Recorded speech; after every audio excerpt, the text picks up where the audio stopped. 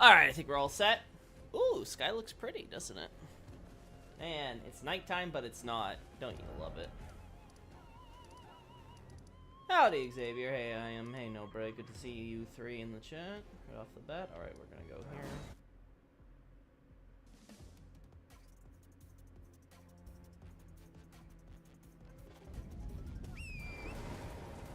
We go this way.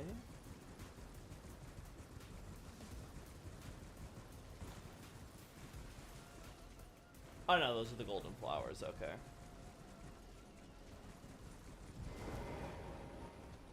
You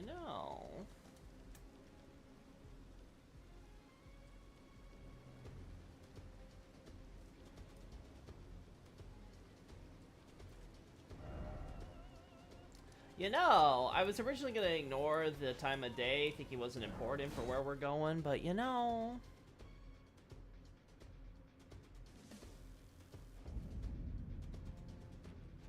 I remember when I was watching somebody's playthrough of Elden Ring, they noticed a book pile behind the screen in Fia's room and assumed she was embarrassed of the mess. I wonder, since it's Marika, if the detail's meant to be for Marika. I don't know if Marika would be embarrassed of the mess, considering it's her private chambers and it's her own thing. I'd have to look at the room, though, but we can do that. Why not? I have to go double-check stuff in Marika's room anyway, so...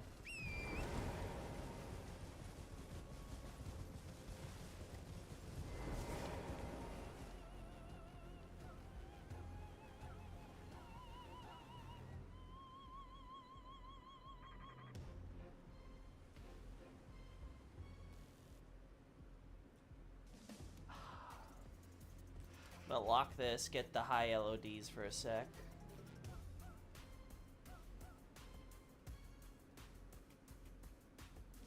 Man, that deck disc looks really low poly, but maybe you won't notice it. Maybe the sun's in the way? The sun's not in the way, I am.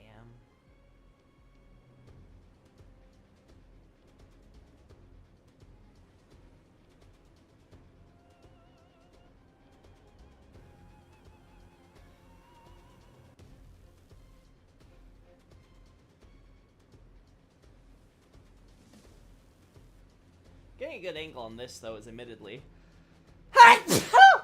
Bless me! Oh! Where did that come from? It's definitely not easy, though.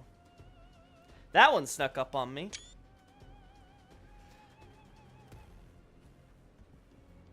Oh no, maybe the sun is the way, not in the way. Okay, I get what you're trying to say now. Oh yeah, did you take note in your doc that the tree guardians by the minor Erd Tree Church dropped the centipedes? No, thank you for reminding me. I have to add that still. Gotta make sure that that's included. Bless you, Loki, bro. Why, thank you, no, bro. It's a mighty fine appreciated.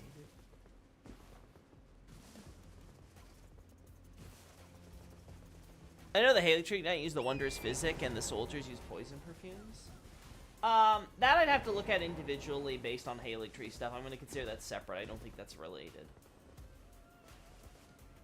At least not for the Radigan's Reign stuff for now. I might talk about it in a separate thing on Mikola, though, of course. But again, that would be that's future Loki having to worry about that, not me.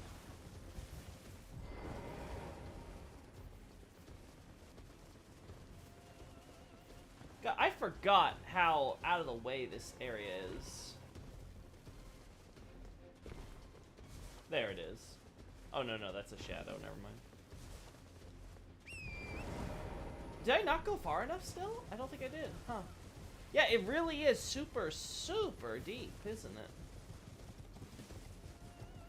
Yeah.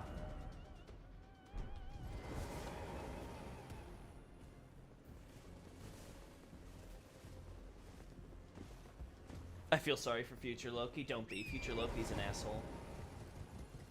Unlike past Loki. Past Loki's a cool bean.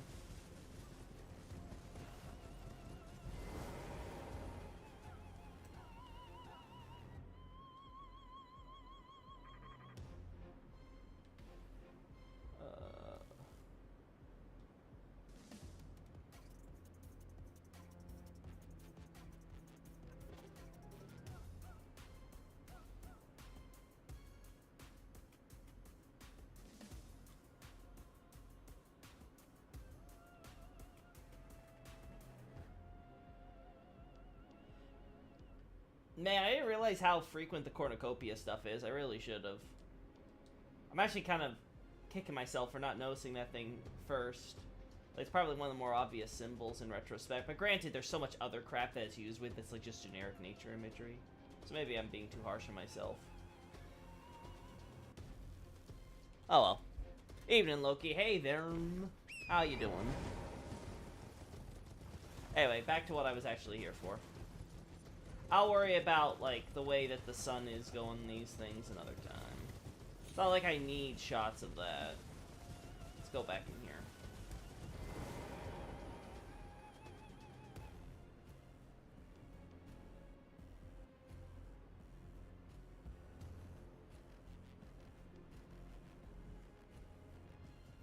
I think we're gonna kill that. I think we kill that enemy. We don't care if I die.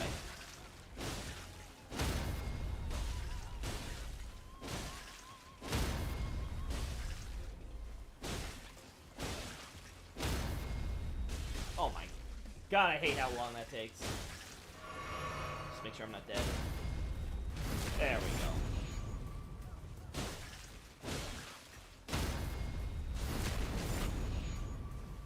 I'm gonna be here for a while, chat. There we go.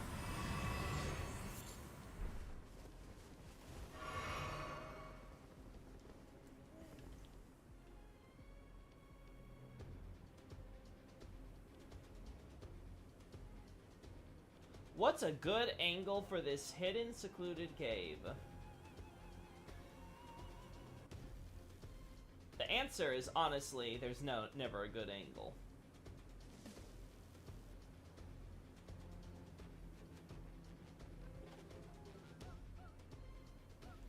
I think this would have to be the best one, huh? Something that really kind of highlights the shadowiness. Yeah.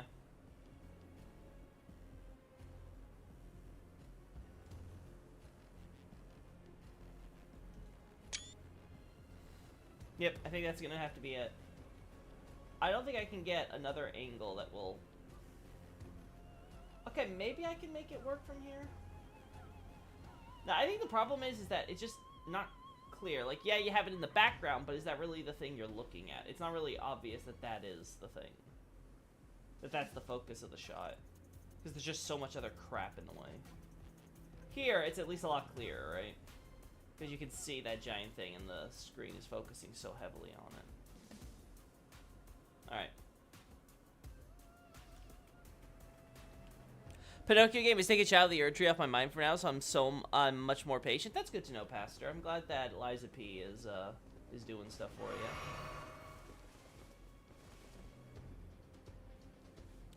It's so funny that basically every unique tree sentinel statue variation has a different design on the shield. Wait, do you mean like this design thing? So like if I go to the ones that are in like the heroes' graves, it'll have a different thing on the shield here? That's actually funny if true. You don't have a shield on these guys though, unfortunately. Unfortunately. Yep. That's crazy. Man. Designers were like, no one cares. Consistency? What's that? My apartment's almost 30 degrees Celsius hot. Thank God my bedroom is one of those cooling things. Yeah, one of those air conditioner monitors. Well, I'm sorry to hear that it's so hot for you, but yeah. I also basically survive where I live thanks to AC, so I completely understand. Oh my god, do I still have this on? No, I don't have higher LOD. That's weird. Why is my controller's doing the weird thing? I don't know why now.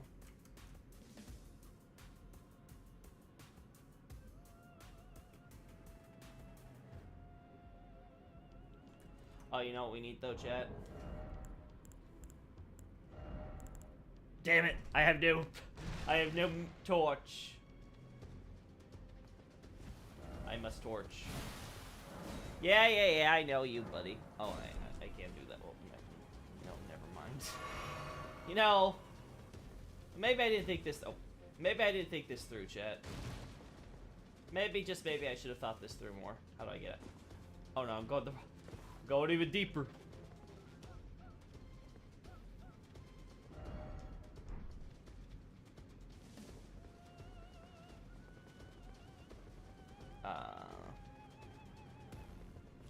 There we go. Alright, gonna redo this from the start.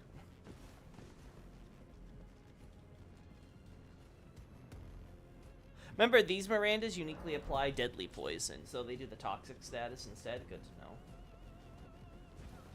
This makes sense because we're actually, we see so many living jar shards and stuff, so it's very clear that these flowers with the unique... These are the unique textures, too, right? Like, none others have this purple, dark purplish going to the yellow on them, right? It's very obvious that they're being cultivated using, living jars. They're feeding the Mirandas, you know, pots with flesh in it. And those are collecting the living jar shards, obviously, for more experimentation.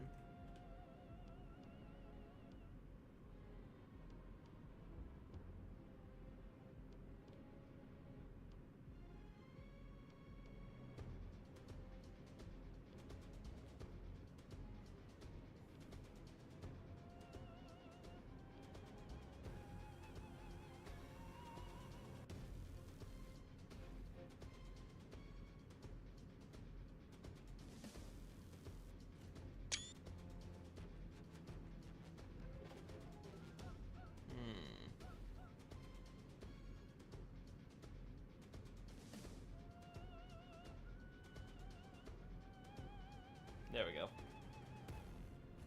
Yeah, I'm not too crazy about this because the framing and stuff, like, it doesn't look very good if you ask me, but... Yeah, I don't like having all that brightness over there instead. Like, it definitely feels like I could do more. Now these guys are like, nah, we're not interested anymore. Okay, fine. Maybe that's the trick.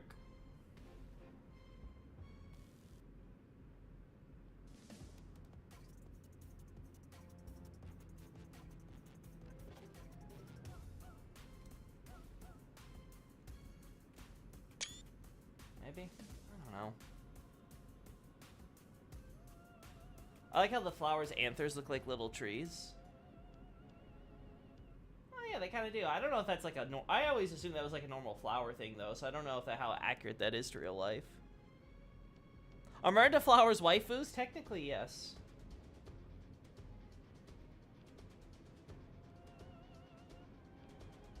Loki, technically speaking, doesn't the cut Divine Graves area serve as a hint that Lothric has a path to the fire with the emergency happening when path is lost? Kind of Tree Thorn things. We have no direct, hints. It would be, it's speculation based on the way that the area looks to cut into the side of the mountain area and go beneath Lothric into a type of, like, ruin system of some sort, right? And then we would have, of course, the local area boss, which is, like, Osseros and stuff. So, combining all that together, you could get the general inference of, oh, probably had an idea that there was probably some way to get to the first flame from down there. You know, you got the graveyards to, likely, again, gods, goes back to the Soul of Cinder, and the idea of, like, again, all of the Lords of Cinder are considered gods, essentially, right? In Lothric's system, where fire linking is, like, worshipped, right? It's venerated. And then, yeah, there we go. And then you add on top of that, the, just the general sense, again, of, like, okay, Osseros, again, he wants his, you know, he's so obsessed with his Ocelot. Dragon Child likely still has the whole Lord of Cinder thing, with the whole rest of Lothric's culture that we see reflected in the in-game asses and stuff, right? But it's ultimately still speculation, right? So yeah, can it be a hint? I guess. But I wouldn't say it's like your best evidence for a hint by itself, right? It's something that you would have to put together collectively, if anything, so...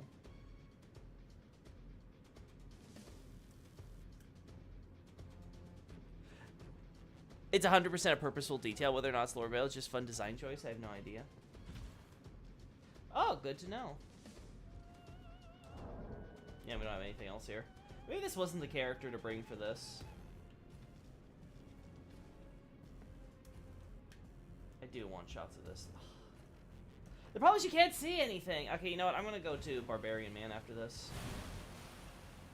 Yeah, and this is the body that has, yeah, living jar shards. Yeah, okay. Then I go over here, right? Oh. Wait, how do you get out of here? I accidentally found my way out of this little area. Now I have no idea. Oh, you know, now I remember. Never mind. It's over here. Oh. There we go.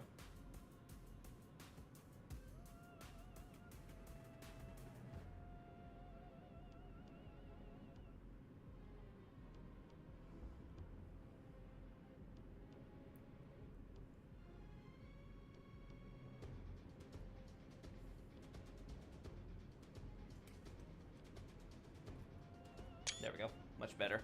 I wanted to avoid that clipping with our perfumer friend.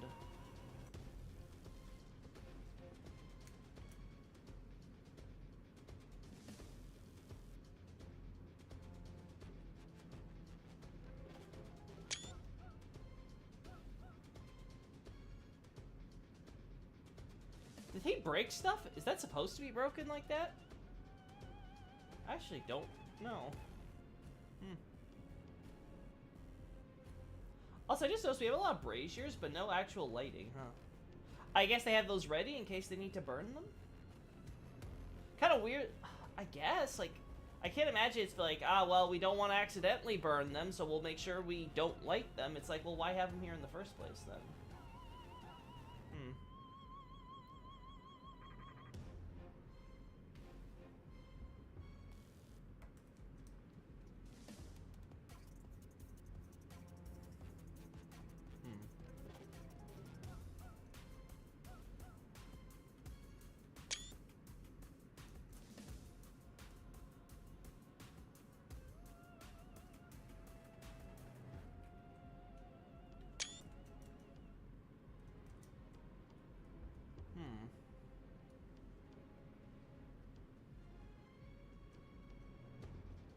No, go back the other way. Oh, yeah. This guy's destroying stuff he's not supposed to. Okay, that's 100% accurate now.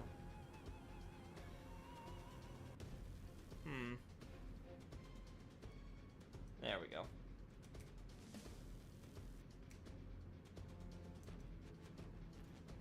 There, I like that.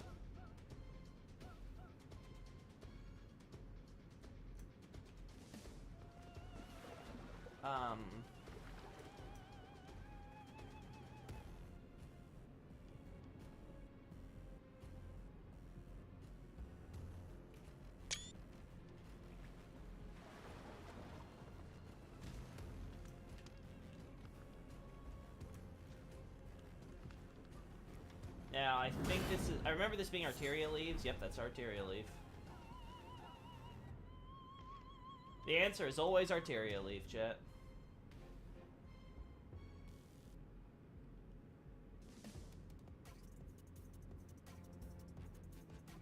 Just near here also has jar shards. Yeah, there's tons of jar shards. You can collect them. You find them in chests. They're everywhere. And for very obvious reasons. I have to assume this is supposed to be the owner of the camp, because I can't imagine putting a random camp here with one of these guys here, obviously, and like nothing's really going on with it.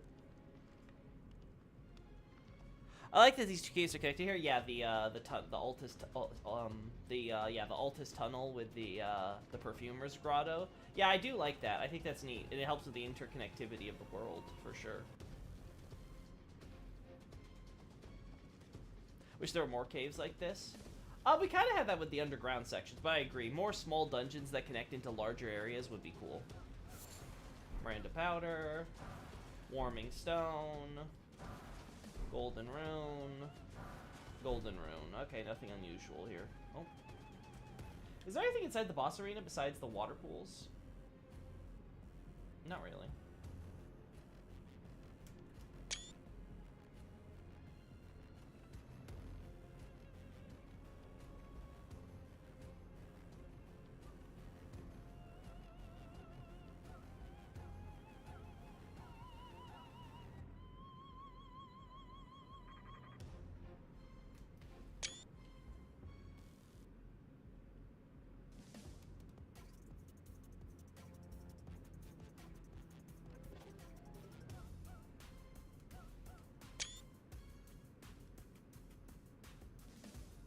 like that better. Much better. A few perfumer items using ingredients from underground areas. Do you think there's anything lore relevant there? Well, Pedro, it depends on what items we're talking about. Generally speaking, most items that we can acquire and craft date to post-shattering. Like, we don't get a lot of... maybe this will change with the DLC, but as of right now, we don't get much of any items that have to do with, I have to wait till I have to beat this boss first. Yeah, I'd want to beat this boss, and then I would get a shot of this stuff. Yeah. I don't like having this fog wall here for the lighting. Yeah, I don't like it. Anyway, back to what your question was. Most of what most of the stuff we get related to the perfumers is post-shattering, and likely even, like, really post-shattering. Like, I'm talking about something that may have been made as recently as just, like, in just a few months from stuff, right? Like, from, from the beginning of the game, I guess, when we first arrive, essentially. So, that being the case, like, a lot of the items and stuff we get there are probably things that depraved perfumers are using, or things that the perfumers themselves may have, like, stockpiled of. So, it sort of just depends on the specific item.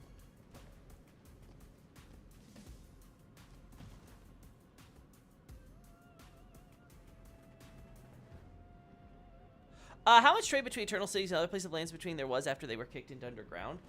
We know there was a lot of different contact. For example, Celia, there was a lot of contact between the Nox and stuff. So you have, like, the human natives that are settling the Celia area. They're having contact with Nokron, and then some of the Nox are coming above ground, helping establish Celia. We seem to see something similar happening up at the mountaintops in Ordina with the astrologer population up there.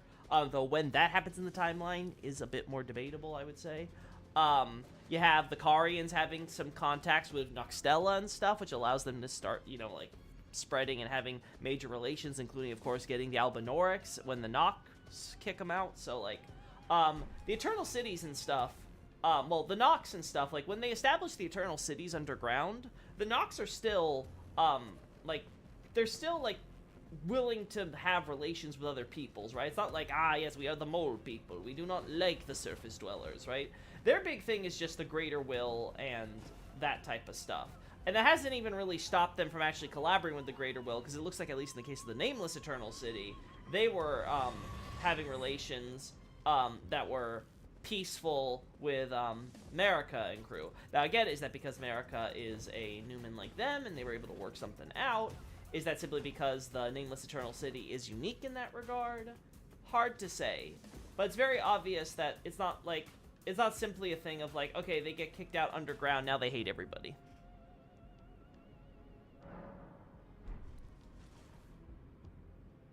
Silver Tear and Formic Acid are used for the uplifting and acid aromatics, respectively. Okay, so Silver Tear, again, that could go back to this idea of, like, Nox relations with Langdell and stuff, because, again, we have the Nameless Eternal City. So it's possible that stuff is all stockpiled, right?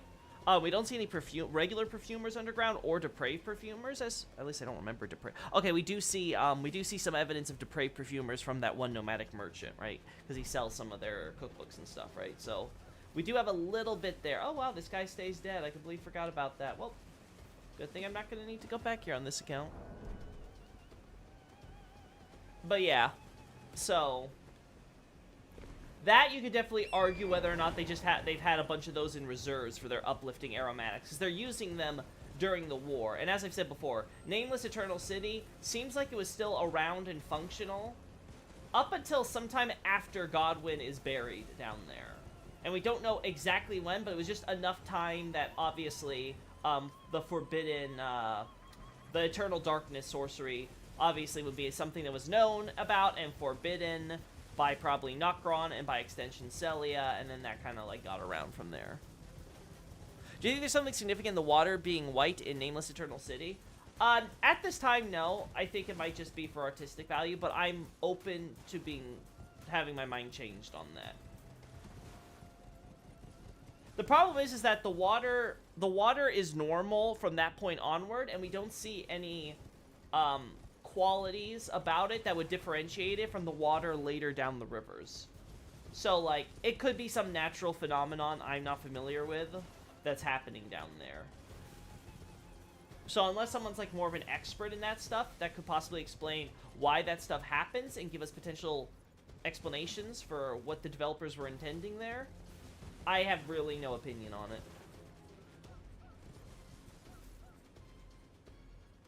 The thing is, I don't think there are any silver tier huts in the names of the EC. At least I don't remember there being any. And yeah, that's a perfect argument you can make if you want to say that they got it from somewhere else. But if you ask me, I would say that's probably the most likely case, because we also don't see much evidence of the Dragonkin soldiers outside the one who looks to have flown, quote-unquote, downriver with a bunch of the other Langdell stuff, like the Crucible Knights, the America Eyeball, Cursed, Scar Seal, whatever it's called, and the, yeah, and all that stuff down there. So it's like,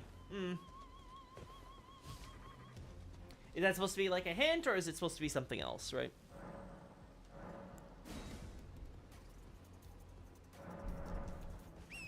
I don't think I found this area either, did I? Okay, I did go here, so we're good. I'll just... Honestly, I just assumed it's a natural phenomenon, but I remember someone, Hawkshy, I think, pointing the watercolor in the city out, so I was wondering if you had any thoughts about it. Yeah, I totally get you. I totally get you. People in my chat have pointed this out to me before as well, but, like, right now... Again, nothing stands out to me from what we've explored and seen that would differentiate the water from anywhere else we have, right? Now, if there's like a certain type of plant that only grows there or something like that, maybe I could be able to come up with something. But like, yeah, right now we just don't have no data to really like differentiate besides, oh, look, the color's different. Well, it's not different anywhere less downstream. So I don't know. Maybe it's a sign about like that's where the water comes out. Like I said, I'm not an expert in geology and stuff, so I have no idea what would cause that type of thing in real life, if it actually happens in real life, if something similar happens in real life, right? So it's all unknowns to me. I actually think we have shots of most everything that we want, if I'm being honest. Like, I'm looking at all this, and I'm not seeing anything where it's like, oh, I didn't get a shot of that.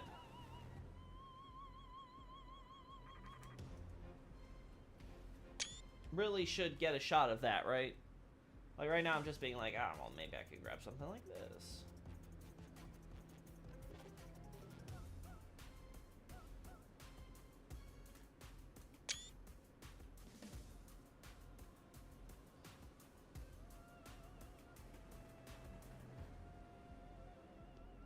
I think the watercolor is similar to the water found near the Mariners, so it might just be a Deathblight thing or just a vibe thing.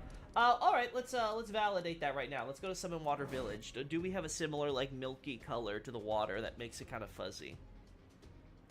That's a good thing to compare. Honestly, oh no, I already read that. Kind of funny that all lakes are so shallow you can walk all over them, though mostly probably gameplay convenience. I go back and forth on this, like how much is it for gameplay convenience, how much should we take that seriously? It's always hard to say, right, because like you said, it's obviously for exploration purposes because they refuse to add water and, you know, oh, this is terrible, we're not going to get a good look at this.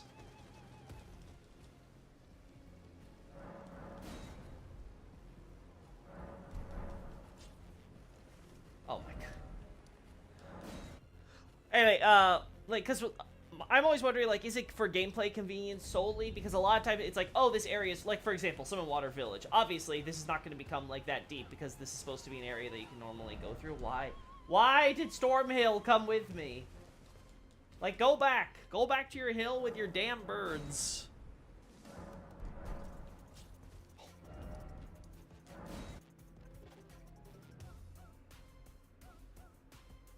I didn't know there were teapots on shelves. Good to know that they also make tea from their plants, not just perfume. I did not even know. I'll be honest, Xavier, I didn't even notice that detail when I was taking the shot.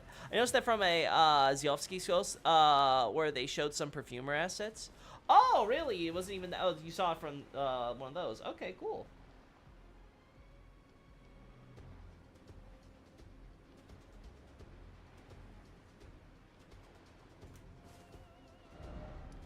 We still have that, so I want to say it's milkier, but Wyndham also has milkier water. Okay, that's actually a really good one to compare because we have several water sources there, so. If Xavier's right, then Then yeah, Deathblight probably would be a good explanation. Then that's just some weird interaction with the Deathblight in the water. I don't know if there's a deeper cosmological significance there, or if it's just purely for artistic reasons, but... Why? I've never been this unlucky with the weather. Why is it so freaking awful right now? There we go! Holy freaking hell. Yeah. That looks like the milkier water, for sure. Okay.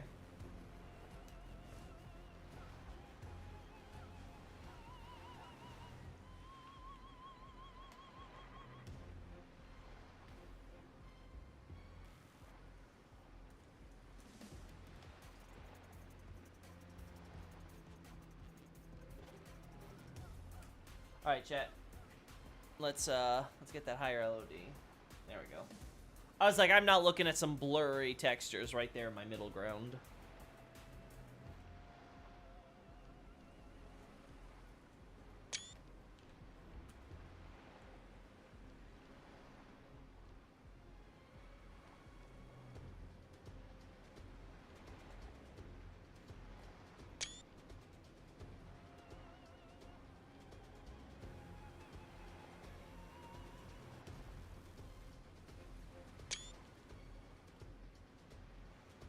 That's also the Mariner and Liurnia, right? Yeah.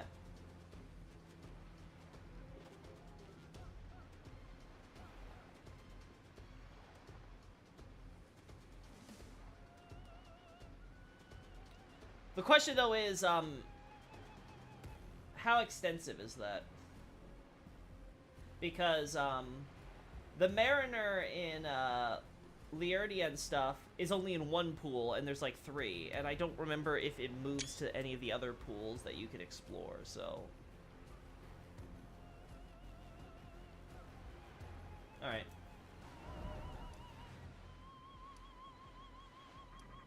Also, how common is, yeah, now I'm wondering, how common is the water and stuff, too? Yeah, let's go to the Gazing Hill.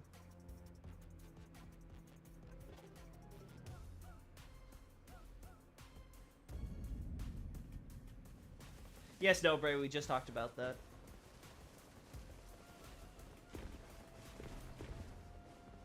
Alright. Maybe the water purple is Godwin's blood. I'll be honest, I think the water there is just there for... Because, you know, it's supposed to be all dark and foreboding. Yeah, so we have... Water's pretty normal here, right? And this is supposed to be spillover from up here, right? So you have the water from here, spills over into the village, right? And then that spills over down here. You have it drowning the big trees and stuff there, right? Then you got here where they're kind of like, yeah, we're still on land, it's fine, right? And then, but yeah, it's very clearly got that milkier look to it.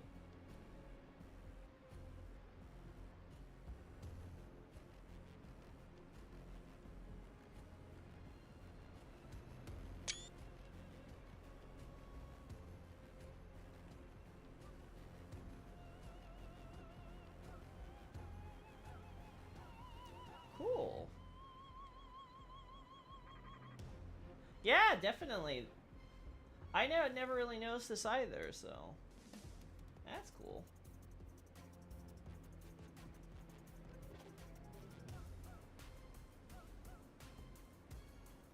So you got this like murky water here with like a milkier sheen.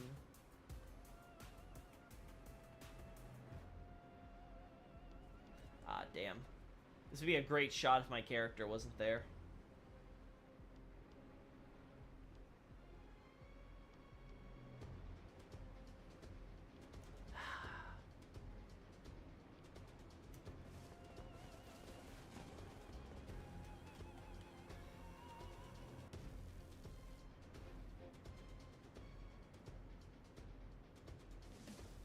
There we go.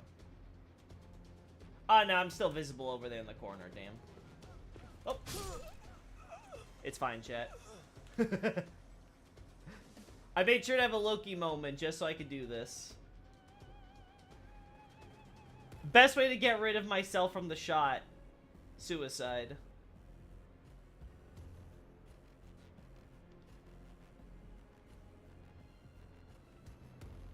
Never fails, chat. Never fails.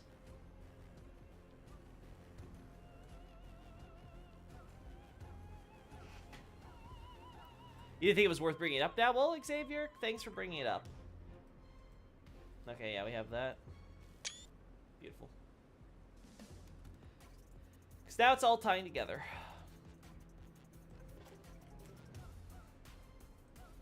There we go. I remember someone saying it's milky looking because of corpse wax. I think TA. I'm not too sure of that. Yeah, I don't agree with the corpse wax idea either. This doesn't look like just corpse wax.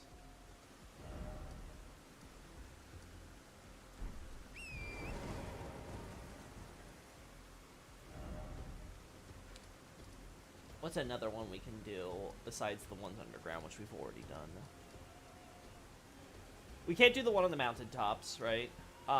Yeah, Liurnia's then's the only option. Yeah, let's go from the artist shack. Let's go. Yeah, sure, let's go with that. Listen, God was just trying to spread his seed everywhere, you know? You know, that's why there's plants, guys. The seeds become plants, right? That's how it works. That's how reproduction happens with dead people. Alright, no pool here, but we do all right.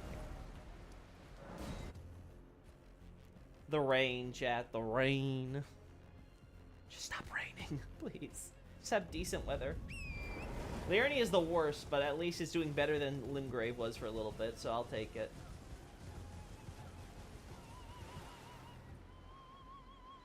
Yep, that's that murky, milky area. That's for sure.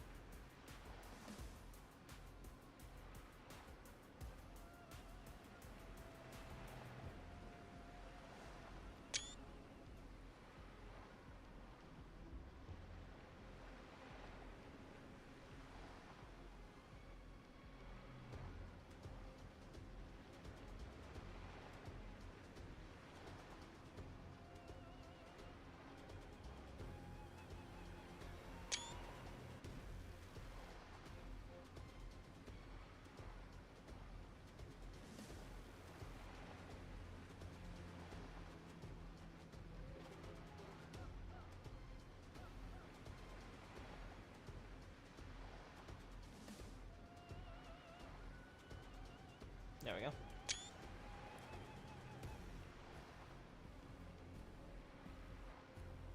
Have you killed the Valiant gargoyles on this character yet? I don't think so, Xavier, but I can't remember. I already have shots of all the gargoyles, though. I'm very happy with those shots I already have. In fact, let me show them off. I'm so happy with those shots. Like, I was looking back at them, I was like, damn, I got some good shots way back when.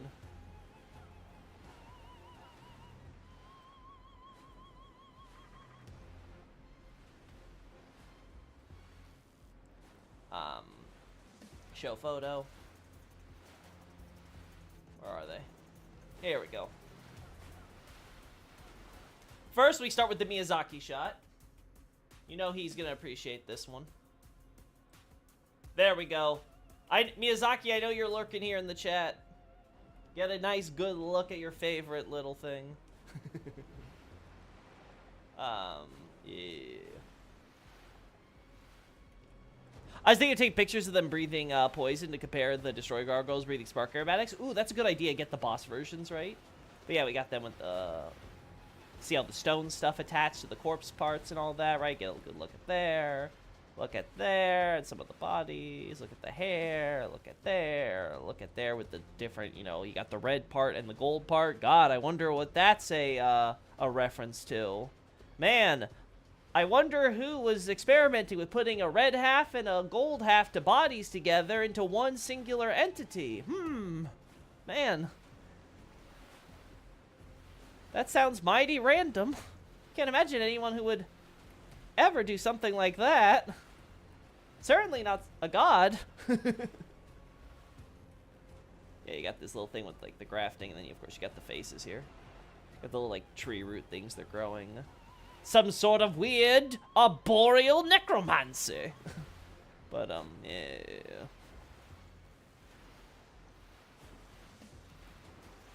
Very happy with this, actually.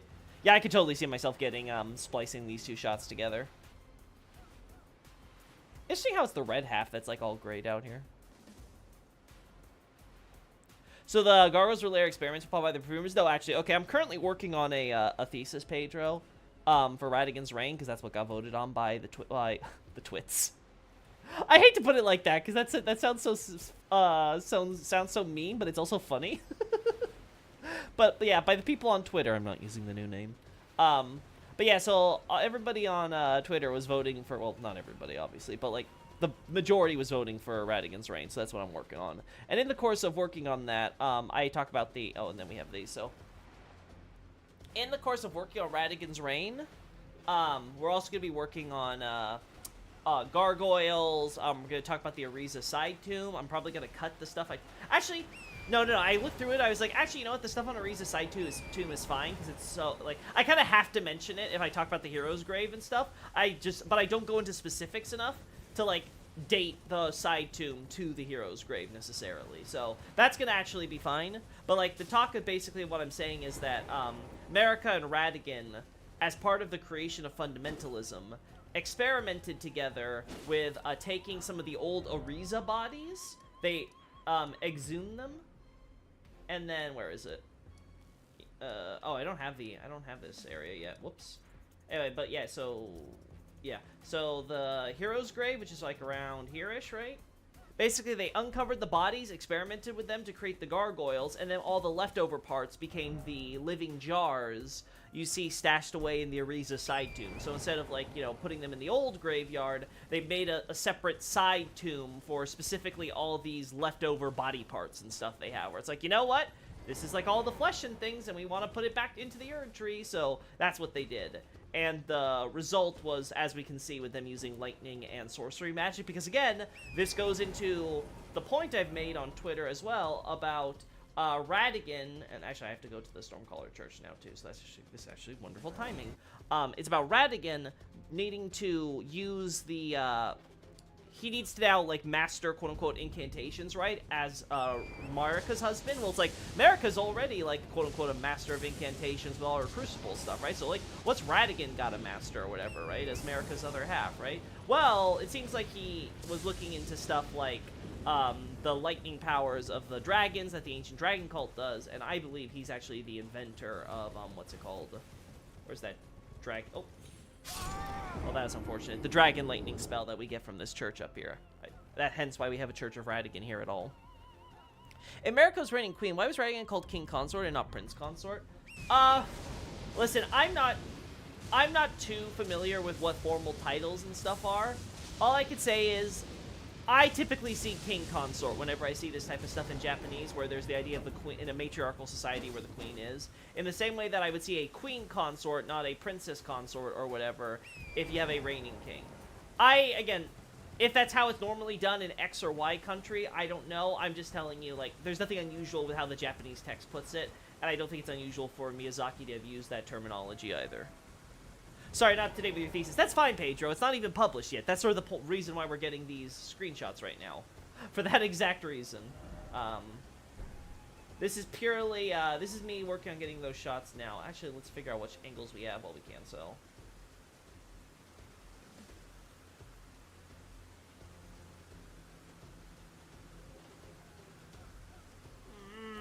Maybe. Maybe. I'll have to think about that one. Let's try to get to stop raining, though.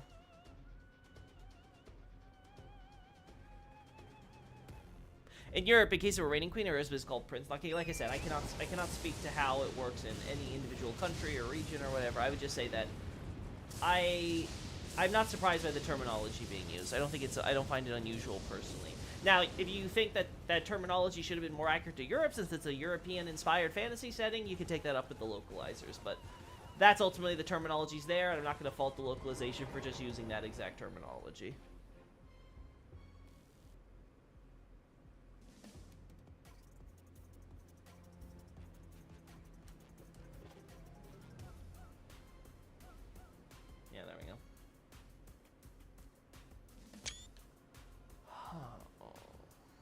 Yeah, we want to loot this.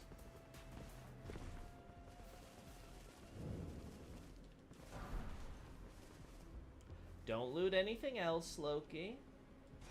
There we go. Good Loki. Good Loki. Who's a good boy? I was just curious, Loki. Yeah, I can't help you there, unfortunately, Therms. It's just beyond my abilities. I don't know anything about like European governments and stuff. I'm a filthy stinking American. We got rid of all of your weird ass kingdom stuff.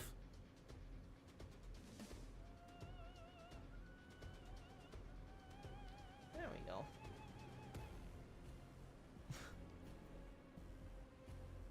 Probably because of the Golden Order, Queen is a higher title.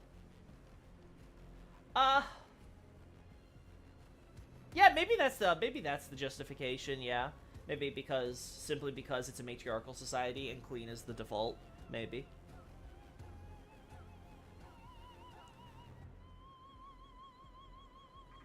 And as gold flowers spread throughout the whole church, which you speculate means it was used for experimentation, right? Yeah, well, again, it's one of the evidence pieces I point out of, we don't see this in many of the churches, not this extensive. We see this at Third Church of America, and we see this at Minor Erdtree Church, both of which are indicated to be areas where America was performing research and experiments. So if you see a Radigan church that's doing the same thing, well, what's good for the goose, right?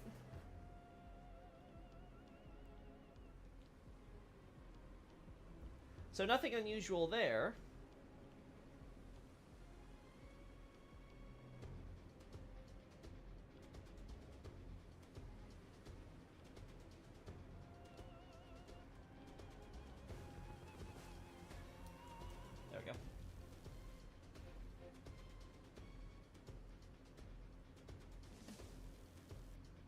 God, it looks so ugly. The low poly model. I'm gonna have to use higher poly model for there because I can't stand looking at Radigan with the derp face. I'm sorry, that's too much for me.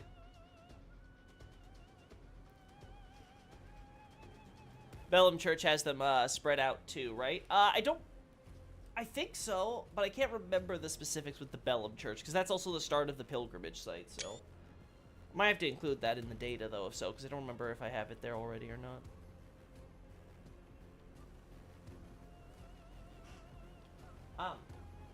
Can I get a better shot that I already have here?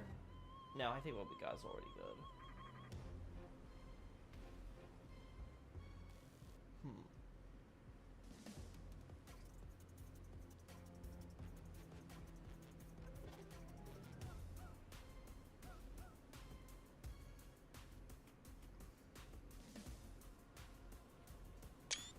Maybe.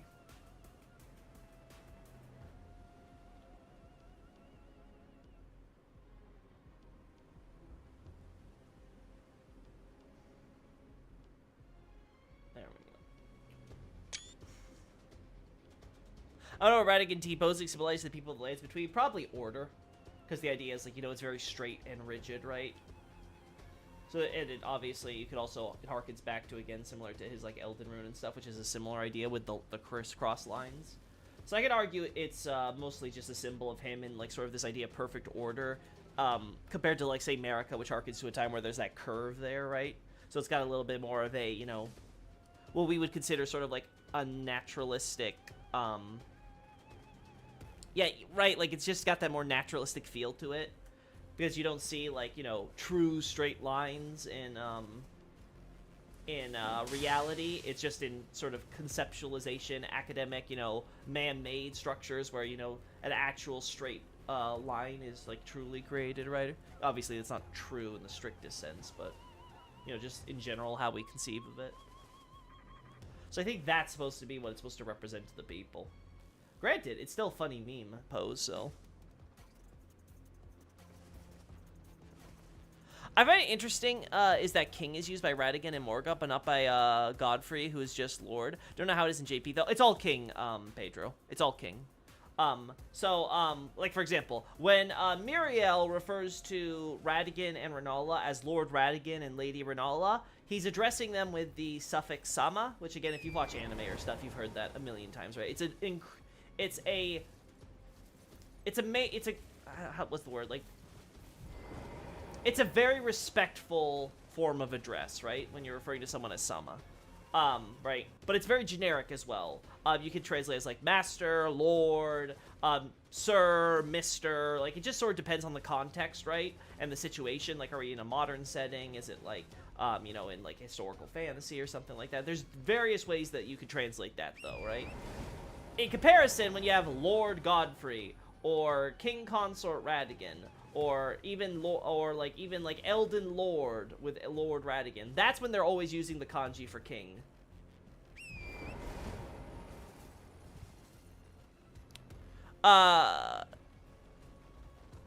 T-pose is golden order totally, and then each arm being straight with the other bent means either inner or outer order. Inner or outer order? That's an interesting way to frame it. According to the gesture names, at least. Yeah, I have to go check the gestures more. I've not factored them into the data as much as I honestly should.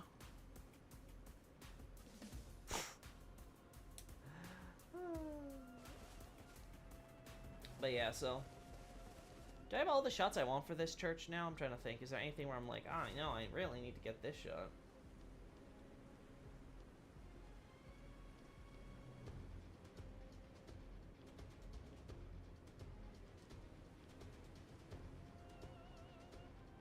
I guess we'll get stuff with this in case I do this just in case. There we go.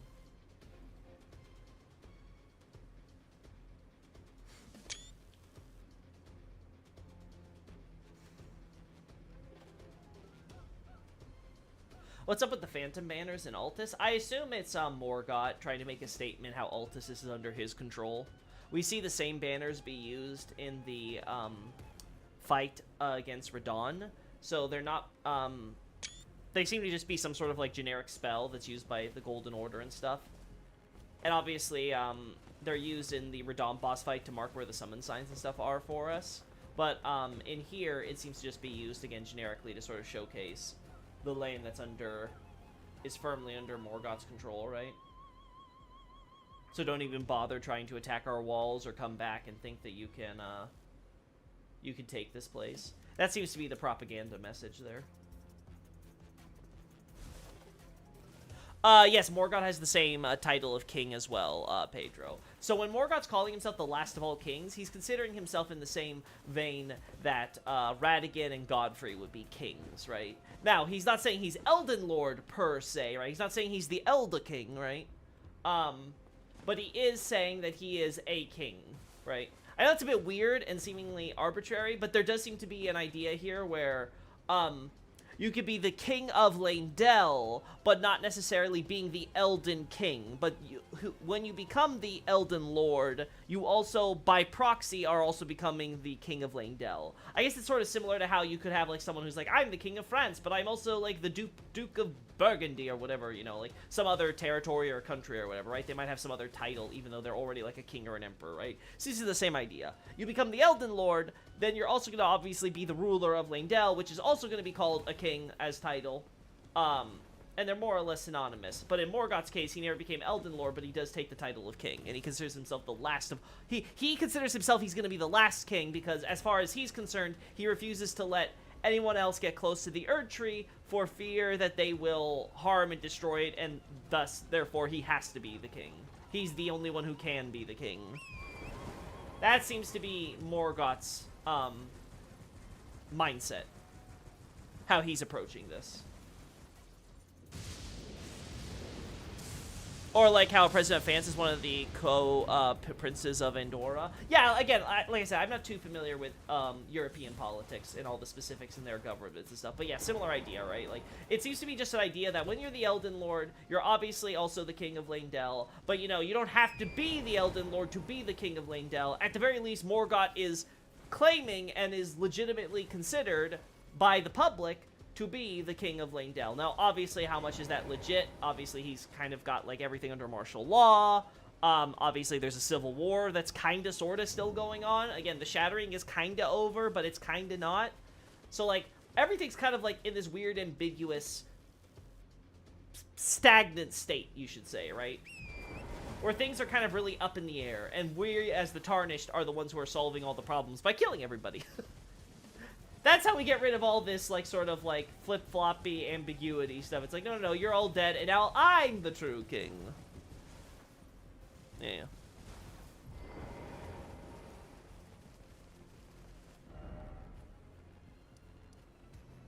So we have that done. Do we need anything else from this area that I want?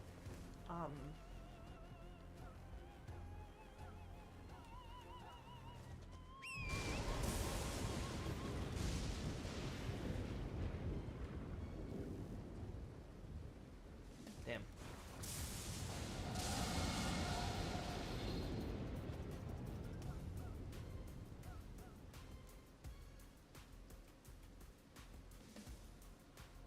There we go.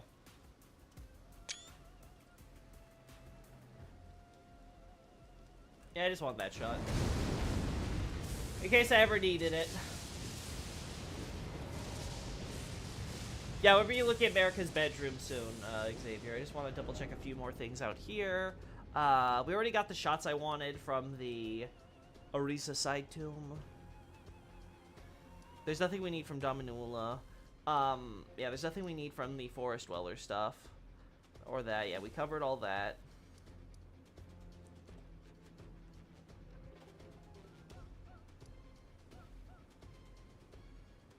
First time I learned something useful in these streams, Lamau. I would be insulted if you're not right.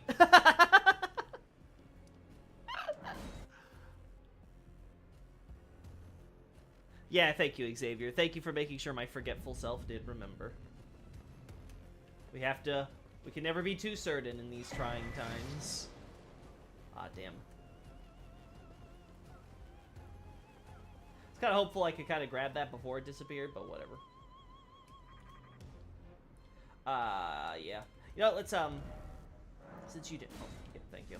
Since you did mention it, Xavier, I do want to check out, where is it? Yeah, Bellum. So it's up here.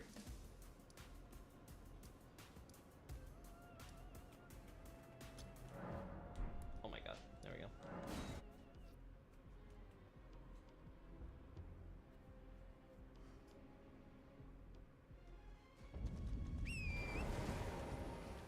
Yeah, alright. Alright, I have to... Oh my god. Alright. We're in Liurnia. You know what that means. Gotta turn off the higher LOD. You just can't have higher LOD in Liurnia. Maybe with the new PC. You don't bother picking up maps, Loki? On this character, I don't. I mean, it's delete. I made this character purely so it could be deleted later. Honestly, he's lasted a lot longer than I thought he would. Turns out having 5 different characters at different points and levels in the game, yeah, we have some of the same stuff here too. Good to know.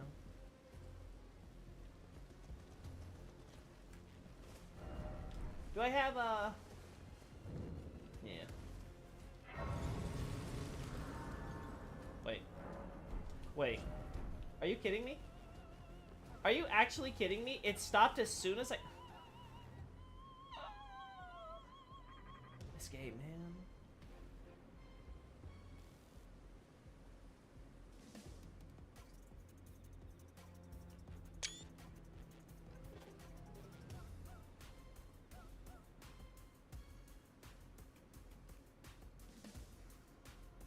I find this hilarious, how they have the bigger...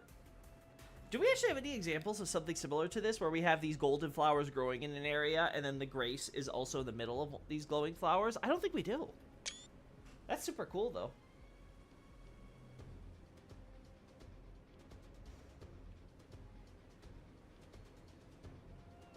Granted, it seems to not just be the grace. It seems to be just in general. Yeah, I'm gonna want to point this out, then.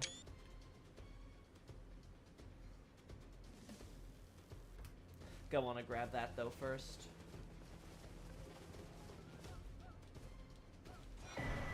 Gonna want to point that out for the because again, this is the beginning of the pilgrimage, right? So it makes sense then.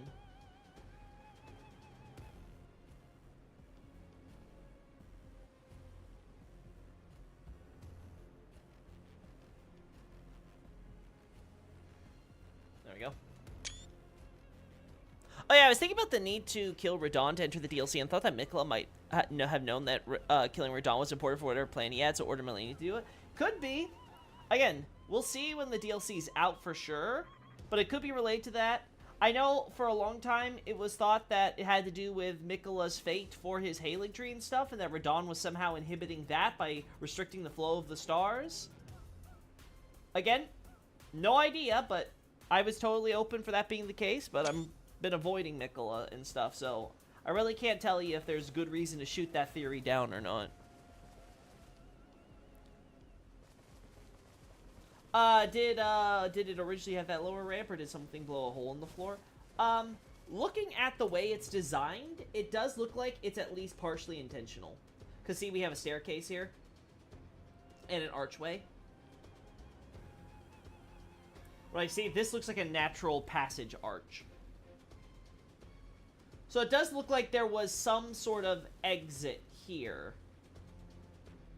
There was probably originally something like there was a doorway or something down here.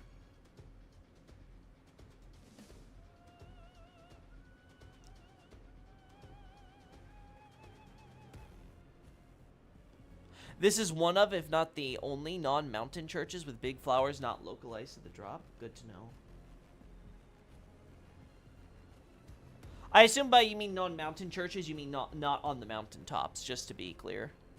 Used to be a wine cellar, obviously. Yeah, it's always going back to wine cellars, huh, Jet? Yeah, that would fit a door pretty much. Yeah, I think it would be like one of those small wooden doors or something would have been here, right? Or at the very least, you'd have a passageway. Maybe there'd be like a doorway or something here. But yeah, there's definitely... It looks like there was always this down here. I assume in order to help connect the mountain village, the precipice village, that would be over here, right? The clergy need their booze. They need that golden booze. Oy, oy, oy. Man, pretty red sky. I love it when it's daytime, but it's actually night. Alright, yeah, we got that done.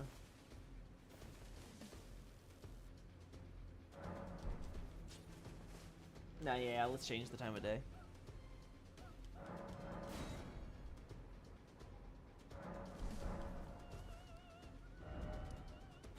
So yeah, I have to make sure I include that now with the pilgrimage stuff. I already wrote a section on that, but I'll make sure to mention it with the big flowers and stuff and how they're handled. By comparison, if I recall correctly, the Church of Pilgrimage is pretty normal, right? It just has the graveyard.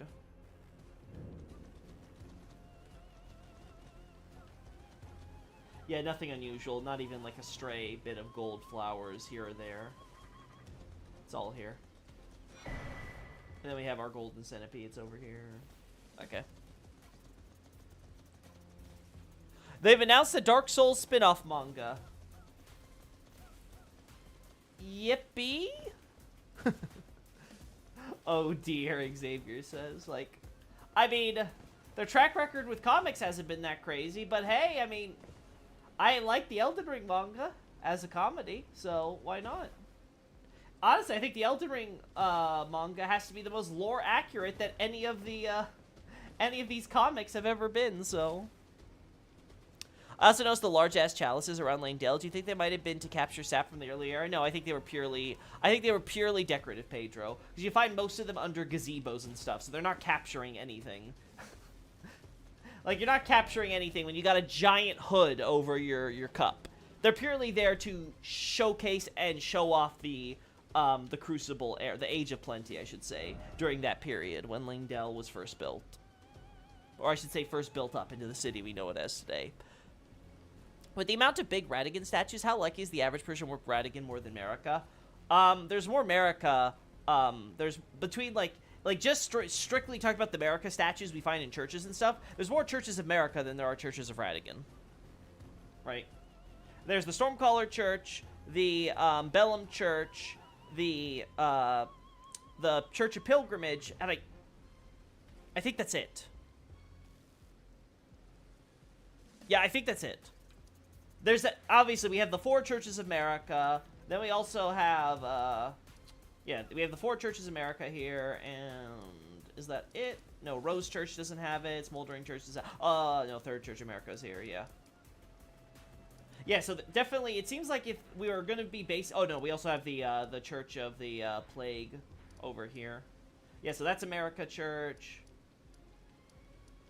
There's a few more. Oh yeah, Church of Erith is America Church. Right. We have the Kalu Baptismal Church over here. So like, yeah, if we're going by purely like more like statues and stuff, America beats Radigan easily.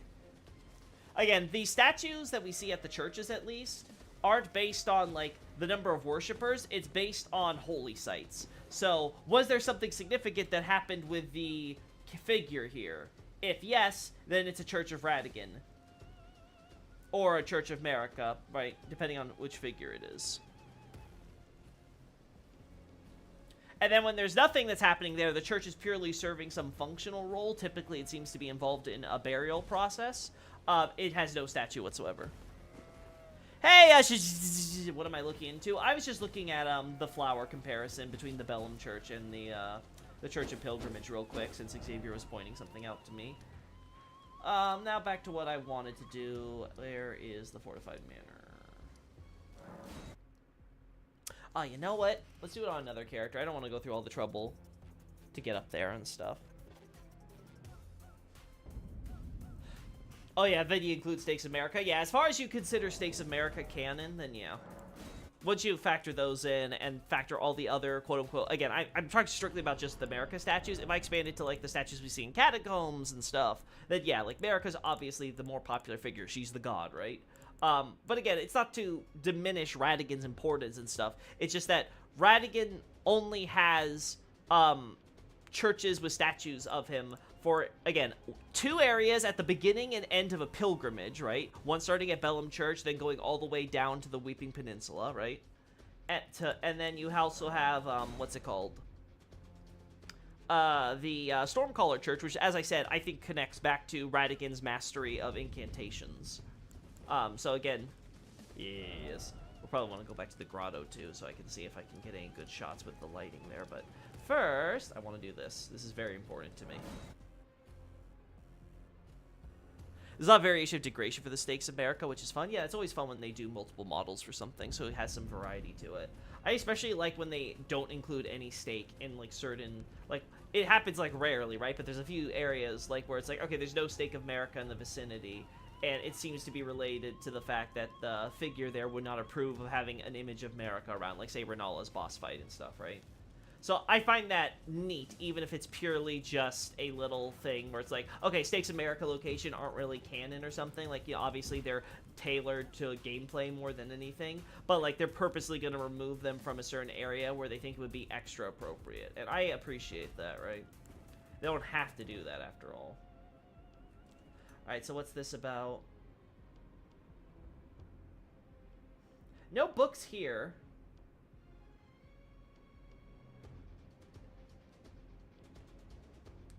Or are we talking about these here?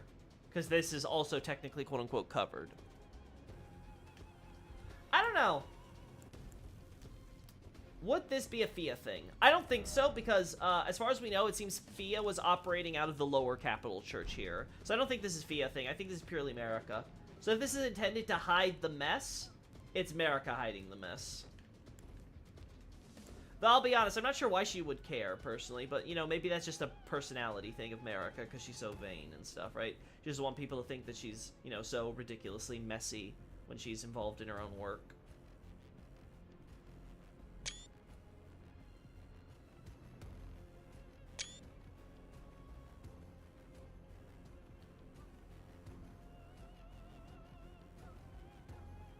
I think the realness is that they tell about relations of different factions. Yeah, I think that's a good way to think about it. Yeah. There's also books on the bed. Yeah. Uh-oh. Uh-oh. There we go. It's been a while since we had one of those moments. Still don't know what's causing that.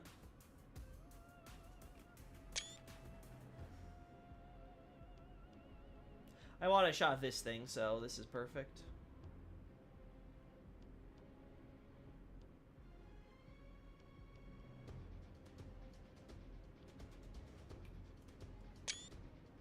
Want to showcase how when you walk in, you wouldn't see anything.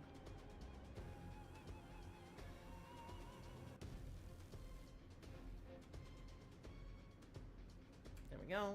One of the perfumer's things. She's ADHD. This is the books on the bed. Just like her bedroom in Langdell, but with a less up-to-date mediums, of course.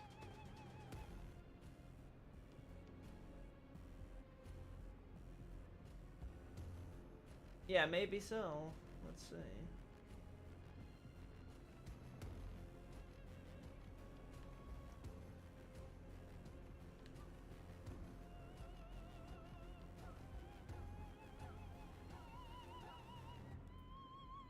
You know what? I might actually mention the books and things here. I actually might include that in my references and stuff. Because we're talking so much about scholarship and stuff with Radigan's reign, it might be worth pointing that out with Marika. And again, with the fact that she's done her own research and stuff, we can see it. Oops. One problem with having Barbarian Man with all this stuff is that I can't just like sort of take anything off, so I'm just with just my fists. I always gotta lug this giant thing around. She's working even during her vacations. Yeah, why not? I mean, why not? Why can't research be considered vacation time? Again, I think one of the things that really shines through with Marika, she's a hyper competent person where she's very ambitious, so she's very industrious as a result, and she's, you know, she's just one of those, you know, working personality CEO types, right? Like, you can't really ever get away from your job with her. I think that's fair.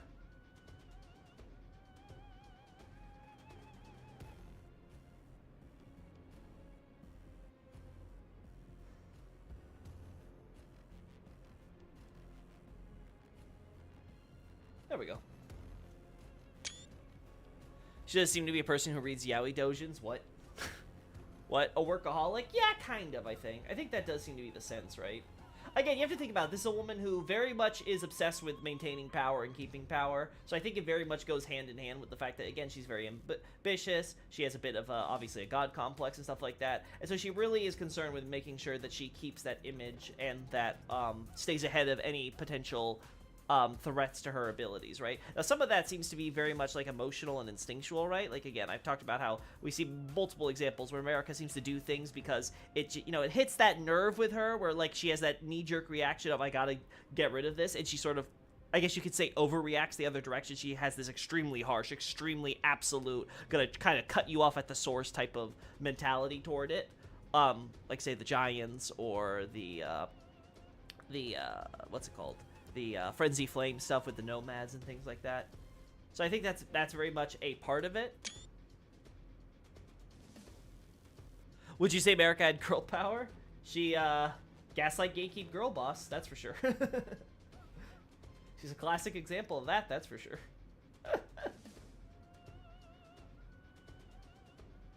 But no, yeah, I think that, a lot, I very much think I would compare her to Gwyn, and I don't mean that in a negative sense, if that makes sense to people, right? Like, again, for all of Gwyn's faults, I think a lot of his personality traits and stuff are incredibly positive for a ruler, right? I just realized we don't get to see these things without the glow to them, so that's kind of neat. It's like, I didn't know you could not glow. I mean, she invented Mikola Moog. What? I don't know what's wrong with you today. What the hell? When was she involved in this? Why didn't nobody tell me? Oh, she also the...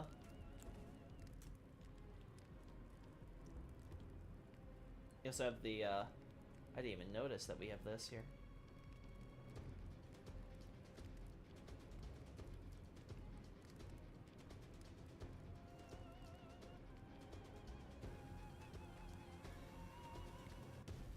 Yeah, I gotta get my character out of here.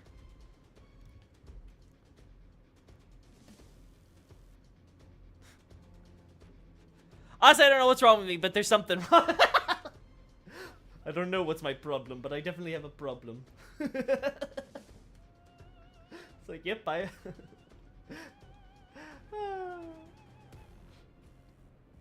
God.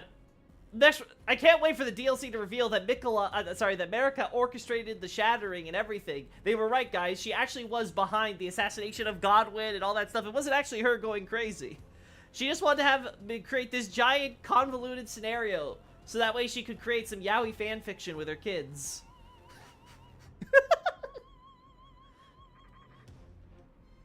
Her favorite genres have always been incest and yaoi. She's just a giant... She's just a giant fujoshi. No, I can't even take myself seriously saying that. It's so absurd to even comprehend. I'm out, like... Oh god, that's so ridiculous.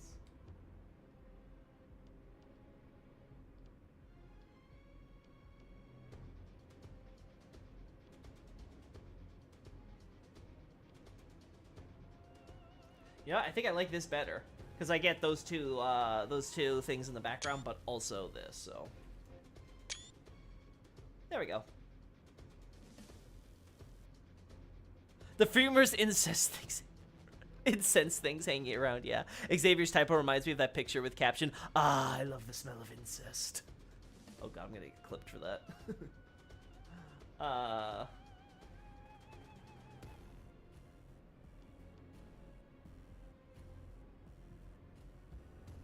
Again, just a more basic shot of like everything on the ceiling. Look at like one of them by themselves.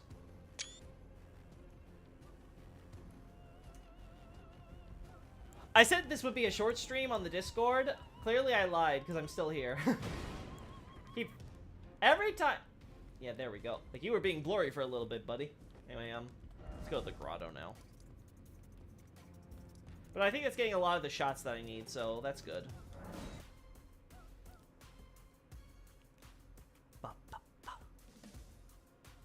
She sent Godfrey to the Badlands just for her to enjoy her fantasy.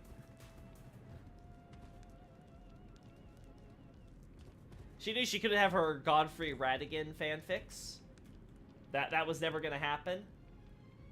So she tried... She tried drumming up some new yaoi fanfics with her family.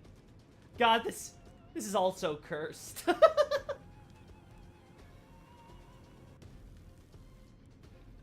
This is all so cursed.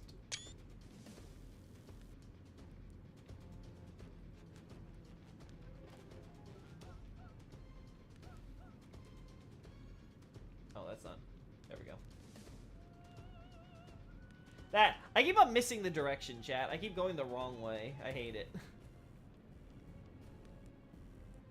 Yeah, okay, this is supposed to be not broken. I was very suspicious when I saw that. I was like, yeah, this guy definitely is just like breaking stuff casually.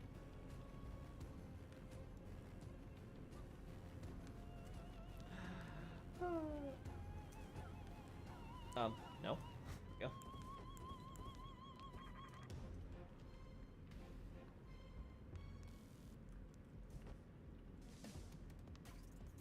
Come on, Perfumer, leave. Perfumer. Perfumer. Oh, well. I tried, chat. Actually, do we even know what their genders are? I can't remember. Is, Carmen a male or female name, typically? Trisha's obviously female. Rolo? I don't know if it's obvious, but that sounds male to me. I have to imagine perfumers aren't just one gender. I would assume that the clergy doesn't have anything on, like, picking just women or just men. Maybe, or maybe they do, because Marika's a woman, but... I don't know. I don't know. Honestly, I like this better than the white light, because it makes the blue stand out more here.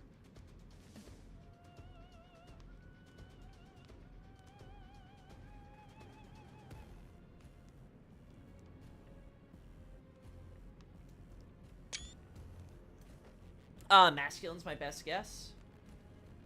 Yeah, I'm not familiar enough with that type of name to know, so. Well, it's now or never.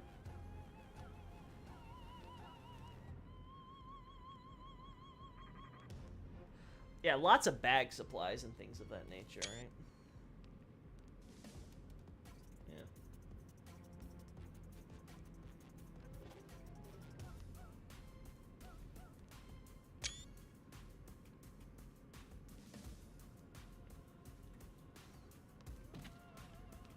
Well, maybe they didn't break anything.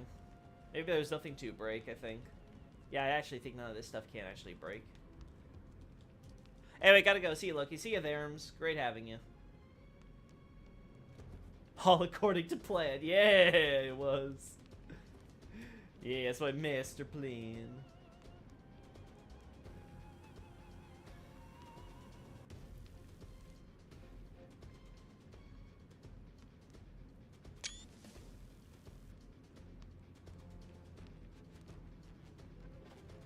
Yeah, everything else is pretty on point, so. Okay, yeah, I think we got the shots I wanted here. Alright, is there anything else I could possibly really want? Oh, you know what? Let's get shots of the fact that the braziers aren't really lit.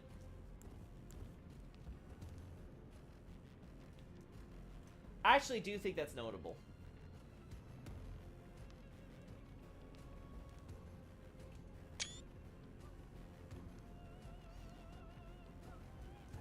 You know what? Let's do it from this angle, too.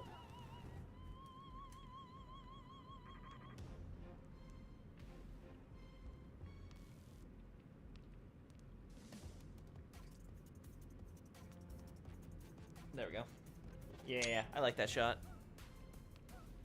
Do you have shots of the Langdale soldiers using spark aromatics? I don't, but I'm not going to, because again, most of the perfumes that we see actually used date to after the shattering, and for the purposes of Radigan's Reign, I'm not going to be mentioning any of those perfumes, really. Because there's so much translation-wise for me to talk about that sort of stuff.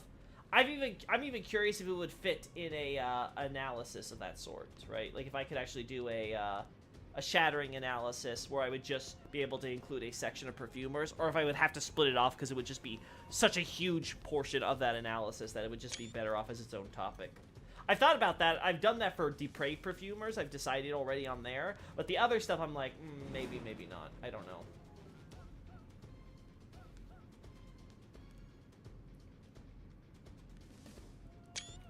There we go.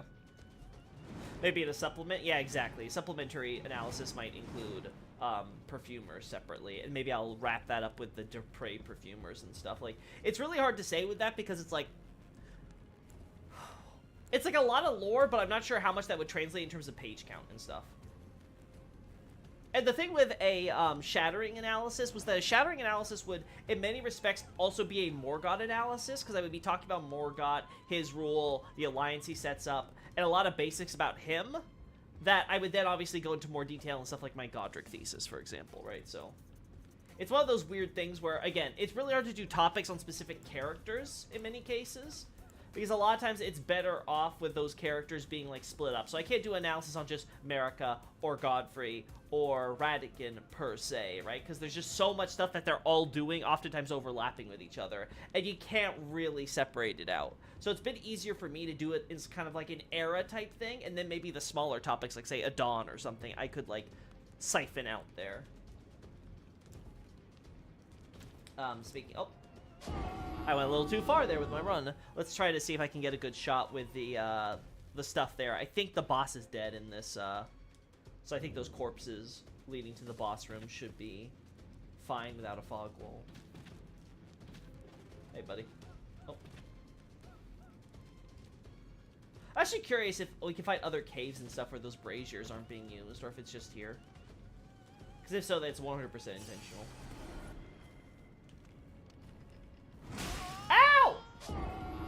Alright, I thought the enemy didn't do it after the first time. In my defense, I'm an idiot.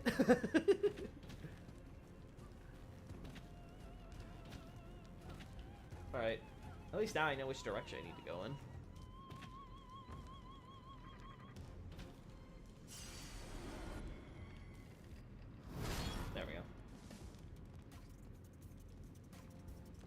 Yeah, and they have the burning thing here, and I think by the entrance, right? So, yeah, it definitely feels intentional. Oh, okay, I haven't actually killed the enemies here. Well, time to change that.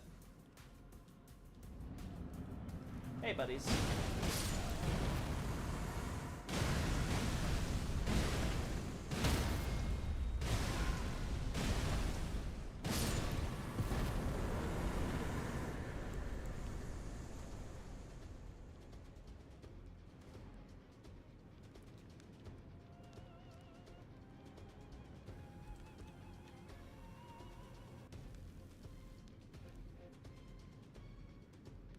I guess.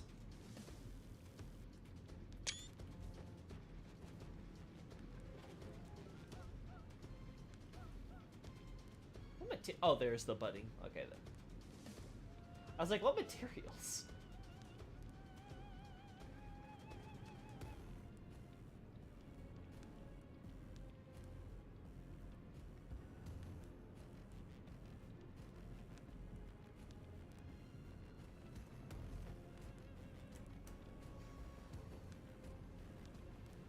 There we go. No! Damn, I'm so close. Alright, turn back again. Come on, buddy. Turn back. Yeah. There we go. Perfect. And this is how we cheat, Jet. And this is how we cheat.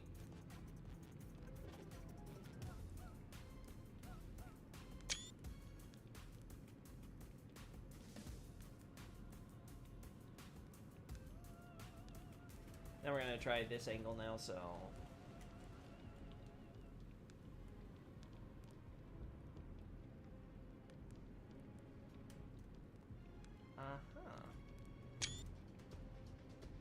There we go. Hey, Raijin, it smells of Loki dying again and again. the OST isn't one from Honkai, right? No, this is a Honkai OST. This is one of the more recent boss themes from the story I played yesterday. Again, another banger by Hoyo Mix.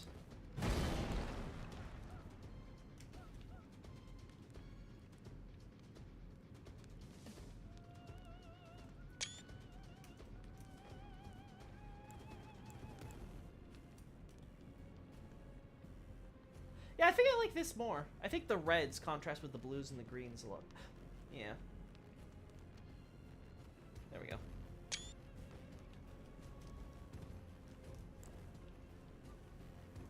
It looks like the braziers are for burning the flowers. Maybe take a picture of one of them on fire. You think it's for burning the flowers themselves? Yeah, that's what I would say. I think they are there as like an emergency thing. But again, it'd be awesome if I could compare that to like other caves and stuff and see if they also have like unlit or lit braziers for the most part. Because if it's just a thing where it's like, okay, they normally have unlit braziers in most of these caves and stuff, then it's not really that noticeable. What's a good example? Where's that cave, actually? I actually want to go there just in general, and then we'll wrap things up. Where is it? I think it's over here, right? No, it's over here. Seath water. Yeah, that's my opinion, for sure. So, Loki, how much is the monthly pay for Honkai? You got me in the dark side. Again, the game is free to play. But I recommend that if you play it, Raijin, and you like the game and you're like, oh, I want to play this game long term, like once you know for sure, I recommend paying for the Battle Pass, which is about like $10 USD, and then the Express Pass, which is like $5 USD. So it's about like $15 a month, roughly, like a MMO subscription. That, for me, is my recommendation, because once you run out of the freebies, which the game is very generous at the start, but that's how they reel you in, they basically make it so that way you really don't get enough materials coming in regularly from your Battle Pass, the free version, I mean, for you to really keep up with all the characters and stuff you're going to want to build, because this is a game where you kind of have to build lots of characters to engage with the end game and stuff. So again, once you feel like you know you're going to play, you know you're going to build lots of characters, you know you're going to have fun with this, that's when I'm like, okay, you might want to consider spending money then. Because the free-to-play version, you're going to be, it's going to hurt. I'm going to say it right now, it's going to hurt. And then after that, I would not recommend you spending any money beyond that, but listen, it's your financial decision to make, much like it is mine. What's the difference between Battle Pass and... Okay, this is something to... Okay, so the Battle Pass is basically, like, you do stuff, you do, like, daily stuff and things that help you grind out your account, right?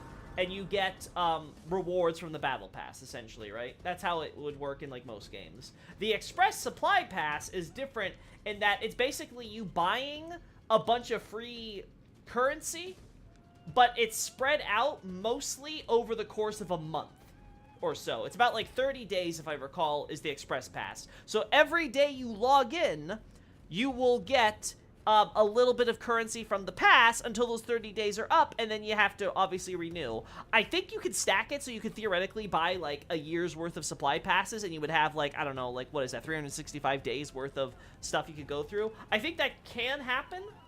I haven't tested it myself personally, so I won't, like, don't quote me on that or anything. But like, again, that's like, if you're confident that you're going to be playing this game, this is going to be your game where you're going to log in and do a little bit of daily grinding every day, then yeah. I would recommend that. Otherwise,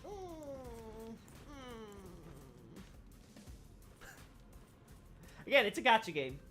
You guys got to keep that in mind. They are trying to get you to spend hundreds and stuff. Now, if you're smart with your account, like I'm saying, like that, then you don't have to spend that much. But again, it is something where I'm like, yeah, it's free to play, but like, up until your freebies run out, then you're going to be like, oh, I really don't want to be free to play anymore. Or who knows, maybe you're completely fine with having a very slow-burning account. That's fine, too. Gotcha, you got a gotcha. Yeah.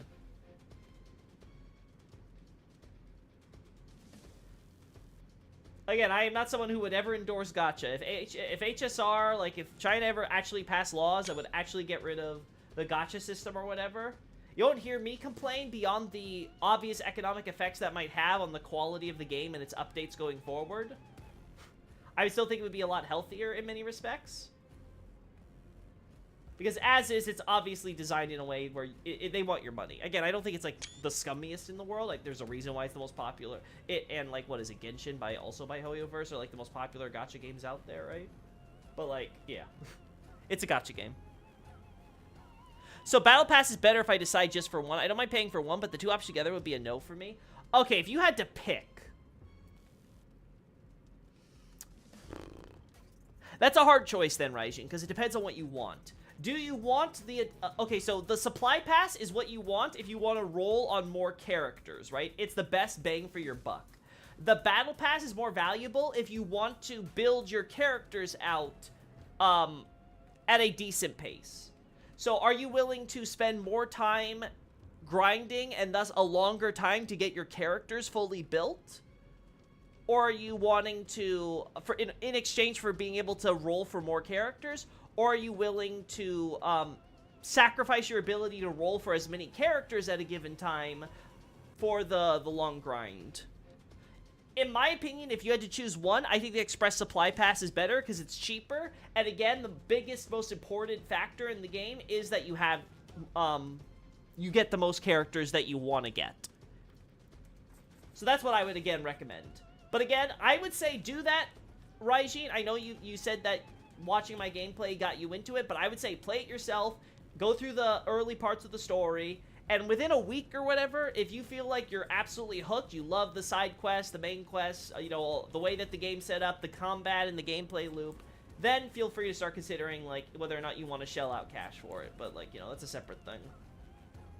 Yeah, more of this stuff, so...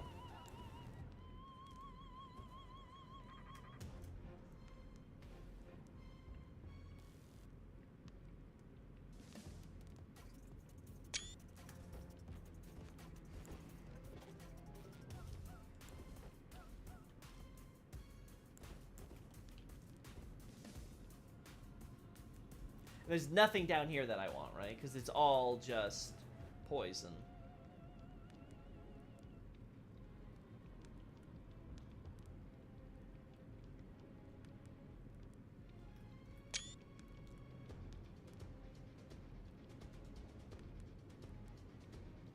Yeah, I say Raijin give it a week.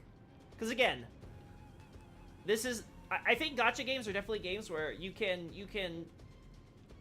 try to make the best of the situation in terms of how much money they want, because again, it's a free-to-play game, so you're going in with a lower bar for entry, but then you have to figure out, like, how much are you willing to shell out versus, say, a $60 game or a $10 game or whatever you could else, something you could buy on Steam for potentially, obviously for a set amount of money, but potentially less in the long run.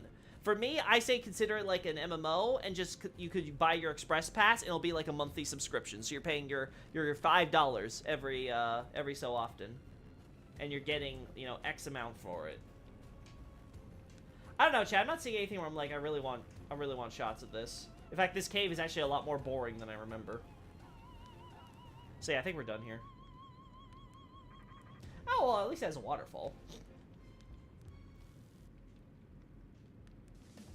Goes even deeper than I remember. Oh, right, because this is where you go into the boss room, right? Yeah. Yeah, now I remember. Hey, where the hell am I? There we go. Wait, did it even load? It didn't even load it. Or maybe the chamber's just too dark. Oh, what the? No, yeah, it didn't load it. Alright, we're not going down there. Oh, well, too late for me.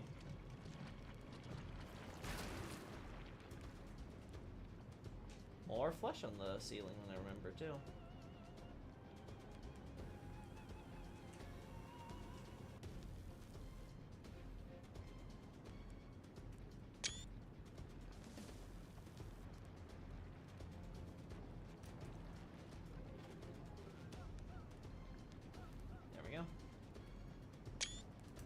Alright, guys. I think I got all the shots I wanted.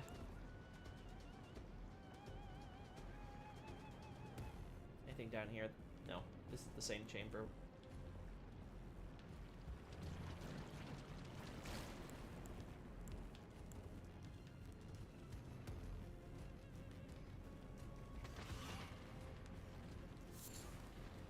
Nope. That's not shocking.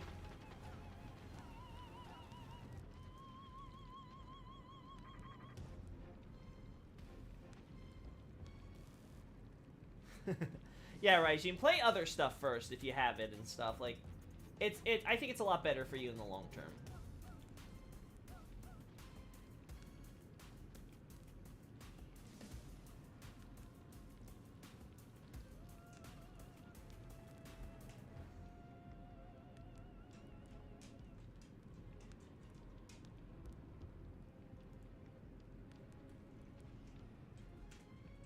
I like that better. There we go. Alright, time to die to poison, chat. It was nice knowing you. Well, gentlemen? I'm glad I could offer some stuff to help. No, great, Xavier. Again, you guys, again, ultimately, I'm one idiot, chat. No matter how good you may think some of my analysis work is, or whatever that I bring to the table, or what have you, right? Ultimately, I'm still just one idiot. And it's always better if there's more eyeballs and more idiots behind those eyeballs who are bringing me data. That's just statistically what's gonna happen, right? I'd also like to get into Honkai. Yeah, again, if you guys like turn-based RPGs, or even if you've never really been too crazy about them, Honkai is also very simple in terms of its gameplay mechanics. That's very easy to get into.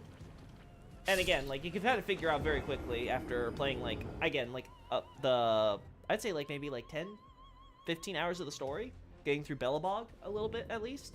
You can figure out whether or not you want it. I know for a friend of mine, they said that they knew that this was the game for them the moment they got to the Cocolia boss fight and heard the beat drop. Like, it was at that moment they're like, the experience fully came together for them, and they're like, okay, this went from just a great experience to, like, epic. So it just sort of depends. All right, let's go this way.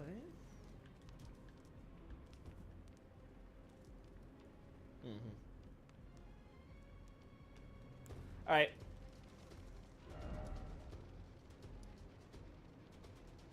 I think we got the stuff there. Yep, there's nothing else that I'm seeing in the immediate vicinity I want to get.